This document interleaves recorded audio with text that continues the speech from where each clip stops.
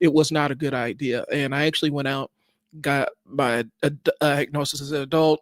They started the medication, and that's been kind of that. I've been off and on medication. Um, they played around with stuff, but getting the help and having somebody to talk to was an important factor. So, first things first, drop your questions in the chat. I don't want to talk to myself. And I do have actual science to back some of this stuff up. So I'm not just up here freestyling nonsense to you. Um, I do want to have that conversation. So and I'm going to ask you, I want to ask the audience here, does this sound familiar? And give me a like if this stuff sounds familiar. Um, so you have a big, hairy task that needs to be taken care of. You figure, you know what? I'm going to build up some momentum.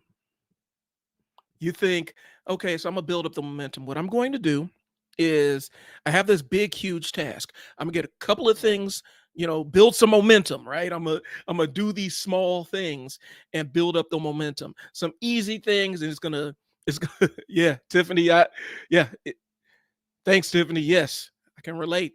You got a big, ugly task, and first thing you think is, I'm gonna do some stuff that's gonna give me some positive momentum, and then you do those things, and you find other things to give you more positive momentum, and you do those things, and then by the time you've run out of other tasks to build your momentum is gone.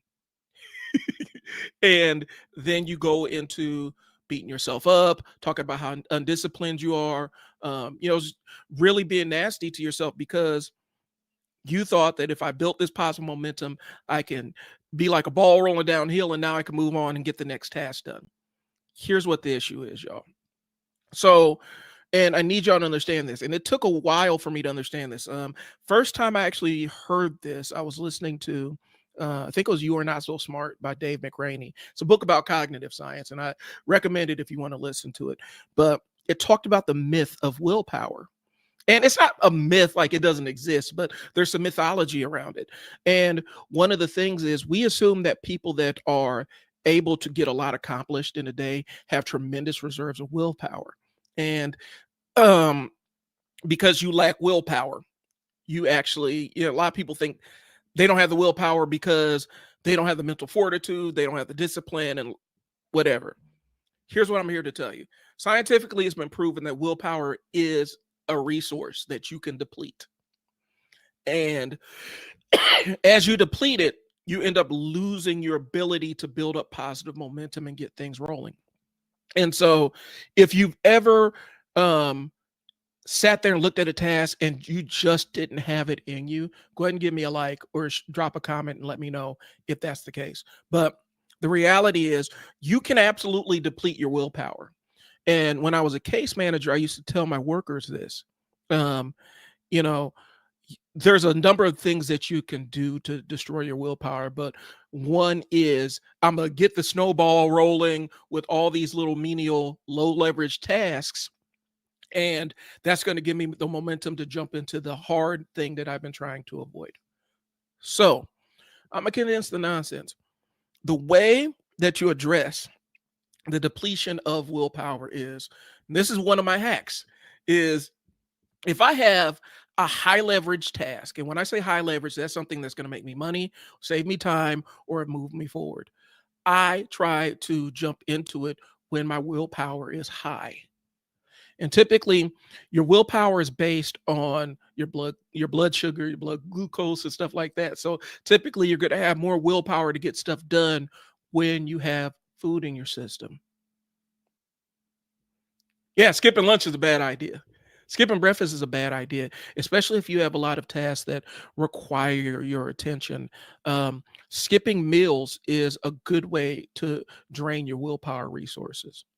Um, and so you want to do the big, hairy, difficult task while you have a lot of willpower. And make sure it's not just is low leverage busy work, because there are things that are difficult that's just busy work that doesn't necessarily move you ahead, and there are things that are difficult that move you forward. And sometimes you do have to do the boring stuff. I'm not gonna, or the low leverage stuff. I mean, that's important too, especially if you're in the business ownership thing.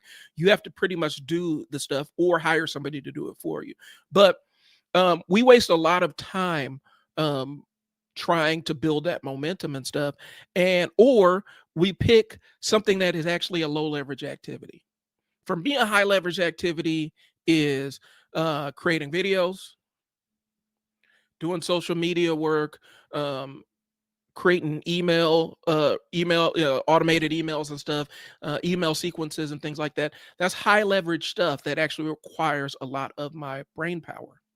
And if I can front load that in my day, then I can save, my willpower starts going downhill. Once I get that done, I can start going through the tasks that don't have as much tied to them and don't move me ahead as far. And so that's the first tip I can throw out there, y'all, is organize and sit down and look and say, is this something that needs to get done right now? Is it something that's going to move me ahead? And if it is, then I need to deplete my willpower on this thing. And don't worry, I'm gonna get into the science of the willpower thing, but I just wanted to get into giving you a little bit of value. So willpower is not unlimited, y'all. Um, a study found willpower works like a battery and it drains with use. That's why after a long day of making decisions, you're likely to doom scroll and eat junk food, because you have to engage in tasks that don't necessarily require any decision making. Specifically, as an ADHD, I can hit that decision fatigue really fast. I can hit that wall super fast and super hard because I might make, you know, a couple of hundred or thousand decisions in a day. And it drives Brandy crazy. It drives Brandy crazy because she's like, "Well, what do you want for dinner?" "Oh, I don't care." And then her willpower has been depleted through her day, and then she doesn't know what to do, and so then we end up having the "what are we going to have for dinner" dance, and just making the decision feels like pushing the rock back uphill. And so a lot of times when you have one of those very difficult days full of making decisions, um, you feel tired, you feel wiped out, and you're like, all I did was sit at my desk.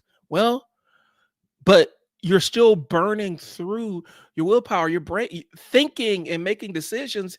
That does actually require your energy stores. It does challenge your blood sugar and makes you have to invest that into making the decisions.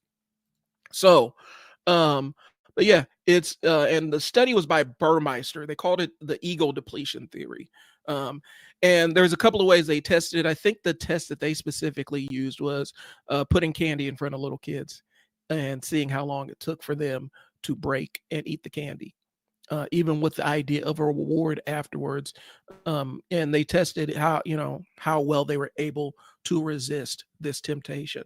And so a lot of times when your ego is depleted, your willpower is gone, you also eat junk food. Well, your body is trying to reclaim a little bit of the stores that you burnt up with all the low leverage tasks that you involved yourself in. And so I just want y'all to understand that, bro. And so a couple of things I do is when I try to make my workout one of the hardest things I do. Now, that's not always the case, but I try to make it one of the hardest things I do. And I do it first thing in the morning. If I don't work out in the morning, I'm not going to work out at all. And the reason why is if I can make this the most difficult thing I do, and then come home and eat and rebuild my stores and then get into my work